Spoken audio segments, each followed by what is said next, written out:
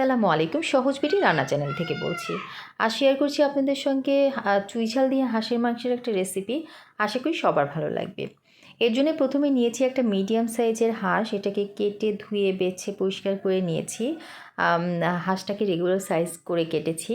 এরপরে প্রথমে দিয়ে দিচ্ছি 1 কাপ পরিমাণ পেঁয়াজ কুচি। পেঁয়াজটাকে একটু মোটা করে কেটেছি।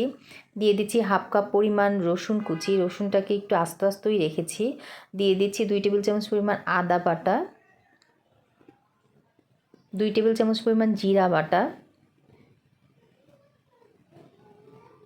এক টেবিল চামচ পরিমাণ হলুদের গুঁড়া, 2 টেবিল চামচ পরিমাণ মরিচের গুঁড়া, 1 চা চামচ পরিমাণ ধনিয়া গুঁড়া, স্বাদ মতো লবণ। আর গোটা মশলার মধ্যে দিয়েছি 3টা তেজপাতা ছোট সাইজের, 10-12টা গোলমরিচ, 2টা বড় এলাচ, লবঙ্গ, এলাচ আর দারুচিনি 3 টুকরা। হাঁসের মাংসটা একটু স্পাইস বেশি হলে ভালো লাগে। এরপরে দিয়ে দিচ্ছি চুই ঝাল। আমি এখানে ডিপার্টমেন্টাল স্টোর থেকে চুই ঝাল কিনে নিয়েছি। এটাকে ধুয়ে পরিষ্কার করে নিয়েছি, উপরের অংশটা খুলে পরিষ্কার করে নিয়েছি। এরপরে দিয়ে দিচ্ছি সরিষার তেল 1 কাপ পরিমাণ। এরপরে খুব ভালো করে নেড়েচেড়ে মেখে নিতে হবে। হাঁসের মাংসটা একটু স্পাইস বেশি হলেই ভালো লাগে, এই জন্য সবগুলো মশলা একটু বেশি বেশি দেওয়ার চেষ্টা করেছি। আপনারাও একটু বেশি বেশি দেবেন, তাহলে এটা আরও খেতে বেশি ভালো লাগবে। এভাবে রেস্টে রেখে দিব আধা ঘন্টার জন্য।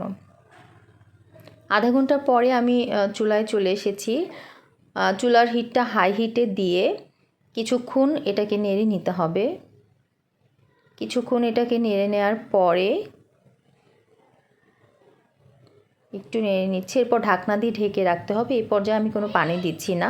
ঢাকনা দিয়ে ঢেকে রাখার পরে এর ভেতর থেকে যে পানি বের হয়ে আসবে, এই পানিটা দিয়েই কিছুক্ষণ রান্না করতে হবে। এরপর যখন এই পানিটা শুকিয়ে আসবে, এরকম পর্যায়ে দেখতেই পাচ্ছেন, এই যে পানিটা বের হয়েছিল, এই পানিটা একটু শুকিয়ে এসেছে।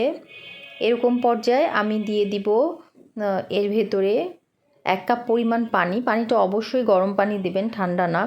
1 কাপ পরিমাণ পানি দিয়ে দিচ্ছি।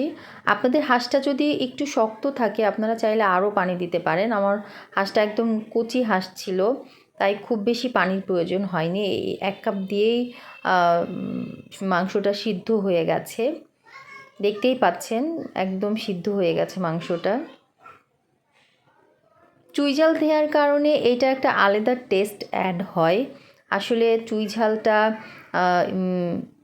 খুলনার একটা ঐতিহ্যবাহী খাবার, কিন্তু এখন পুরো বাংলাদেশের সবাই চুই ঝাল কম বেশি খায়।